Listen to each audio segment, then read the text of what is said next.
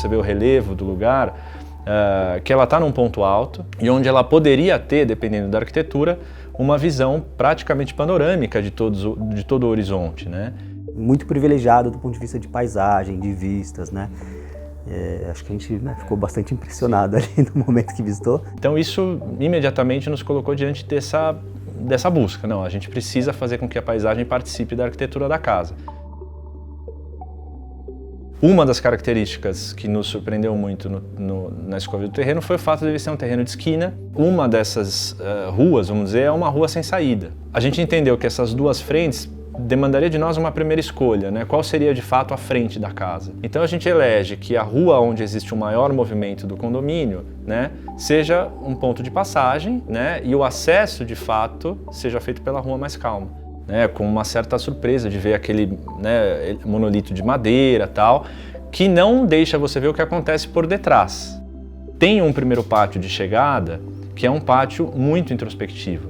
Ou seja, a passarela de chegada é uma passarela que nos força a andar sozinho, porque ela é uma passarela estreita, para que você chegue sozinho nesse espaço, que é o primeiro pátio, né? E é onde você ainda está no limiar entre dentro e fora. Você está dentro da casa, mas ainda não está, né? E é onde você vai encontrar primeiro a água e, num segundo momento, você vai encontrar o céu, como uma primeira janela, que é uma outra coisa muito importante nessa casa, né? São poucos materiais, de certa forma, os necessários, né? Sem exageros, sem tentar colocar coisas a mais. Então tem lá a madeira, o trabalho daqueles brises, daqueles elementos mais verticais, que de certa forma tem a ver um bloco mais horizontal, mas às vezes, né, com os brises no sentido vertical, contrapondo um ao outro para dar um equilíbrio, né, como um todo desse objeto. Tem o concreto, né, inclusive a laje, que tem o concreto aparente, que ela fica lá, que é parte estrutural e está lá aparente, fazendo parte daquele contexto. Tem os pisos externos, que talvez seja o outro material tão importante, que é um piso que ele vira parede, que se integra e faz o revestimento daquela parte externa. E também da luz, que é algo muito importante, né? Se você pega os materiais usados, onde eles são usados, para entender onde cada coisa ia acontecer, como, né, a exata medida para que isso fosse alcançado, porque a nossa matéria é o espaço. Então a gente tem que ir quase como que esculpindo esse espaço, entendendo que a luz é uma coisa que a gente não, né, de fora a gente não controla, mas quando ela incide na arquitetura é aí que a gente consegue, de alguma maneira, ir dando forma a uma luminosidade que eu acho que pode gerar sensações muito, muito interessantes.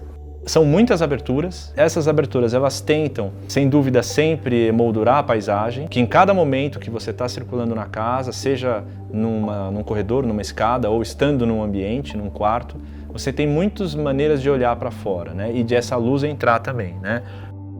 Mas ao mesmo tempo tem uma coisa que ela é muito presente por um lado, por outro ela às vezes até some, né? Então tem uma dualidade, uma contradição às vezes sobre alguns aspectos de contrapor uma situação com a outra, só que todas integradas num mesmo projeto. Onde de um lado a gente tem um volume mais sólido, que também já vai resolver uma série de outras questões para funcionar a casa, que tem relação de intimidade. E por outro lado, a área que era para ser o lugar de integração, a praça, né? Praticamente o mínimo possível, uma cobertura simples, um grande espaço que inclusive aqueles janelões eles abrem para quase ficar completamente vazios, seria talvez o mínimo para aquele espaço, né, poder ser plenamente utilizado e assim, né, jamais obstruindo a paisagem, permitindo a integração visual e espacial entre todos aqueles elementos sucessivos, né. É uma casa que quando você percorre ela é outra casa, você olha de fora, você entende, acha que é um volume muito simples, singelo, mas o percurso, os passeios, talvez, né, aquele termo que o Corbusier fala da promenade, o passeio, né, dentro da casa, ele é muito diversificado. Aquela coisa de uma hora a janela está em cima, você olha para o céu, outra hora ela está por baixo, você olha acontecendo alguma coisa embaixo. O chão tem essa coisa do espelho d'água, a parede tem uma superfície que tem um material, aí a outra de repente tem outro tipo de material. São mensagens no fundo, né? É difícil explicar o porquê, né, de uma maneira racional.